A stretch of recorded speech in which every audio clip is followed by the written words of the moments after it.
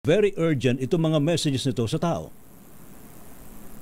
Yes, sir. I've been here in this channeling. I've been here connecting with my guides for almost 4 years. No, meron po tayong tinatawag na grace period. No, itong grace period na to, 20-year grace period po ito na binigay sa atin. No, noong 2012, 'di ba po may mga sinasabi. So sa Mayan calendar, sinasabi na gugunaw na or mag-e-end na yung mundo. Actually, noong 2012, nag-end na yung old earth. Yes. No, yung old earth na sinasabi. Yung old earth na sinasabi po natin, ito yung duality.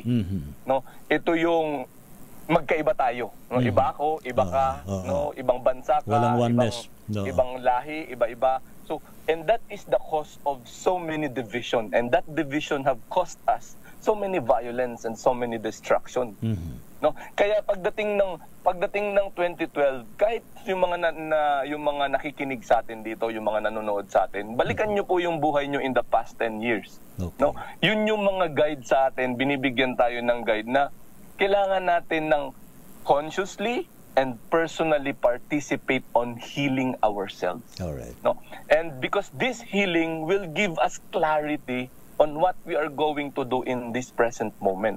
So ngayon, tapos na tayo dun sa first half ng grace period. Papunta na tayo sa next 10 years, no? And itong hanggang 2032. Yun. And itong 2032 na to, mabigat na to. Mabigat na yung mga pagdadaanan natin. Kasi pansinin nyo naman po yung mga ginagawa natin. Ano po ba yung mas marami? Kawang gawa or yung kawawang gawa? Yun. Makikita natin yan sa mga nangyayari sa paligid natin. No?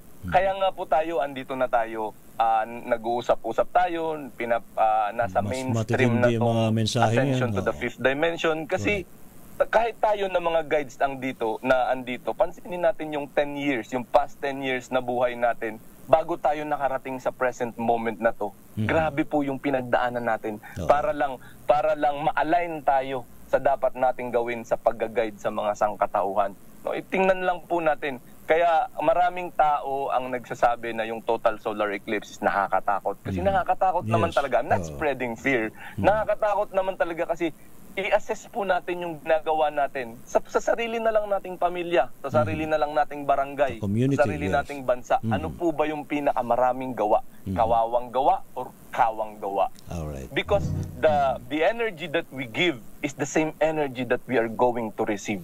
Parang lumalabas dito. dito. Ano man yung ginawa natin, yun din yung tatanggapin. Parang lumalabas dito bati dun sa mga paliwanag mo, Ms. Raim, no? 2012 nagkaroon ng shifting of consciousness pero mukhang ilang porsyento lang yung nagkaroon ng shifting. Yes, sir. Then now, itong pagpasok ng 2022, 2023 hanggang 2024, nagkaroon rin tayo ng shifting of consciousness and hopefully na sana'y mas marami ang nag-shift ng consciousness.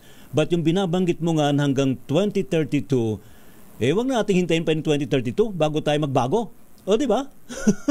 Yes, sir. Opo. Ngayon pa lang. Malakas naman po yung tiwala ko, sir. Kasi sabi ng guide sa akin, na-achieve na natin yung kailangan na liwanag. No? Naliwanag dito sa mundo. Kaya nga po andito tayo, naghihikaya tayo na baguhin natin yung mga ginagawa natin, baguhin natin yung actions natin, yung feelings natin, yung thoughts natin, and yung intentions natin sa sarili at sa kapwa. No, kasi yun yung magpapabago sa mundo. And we have to understand that darkness is no much when it is challenged by the light. Ayun. We have to remember that. No, gagaya ng pelikula, makikita natin sa pelikula, sir, yung mga bida, di ba, inaapi-api, binubugbog yung bida, pero sa ending ng pelikula, panalo pa din lagi yung bida, which is the light. Yun. Yan, okay. Salamat, Ms. Raim. Yan. Kahit paano yung ating mga kababayan, uy, yun pala yun, ha? Ngayon, siguro, bago tayo magpaalam mamaya, siguro we can share what we should do para tayo ma-align yung ating sarili sa fifth dimension. Ms. Raim, maraming salamat. Mamaya babalikan kita, no, ha? Salamat. Yes.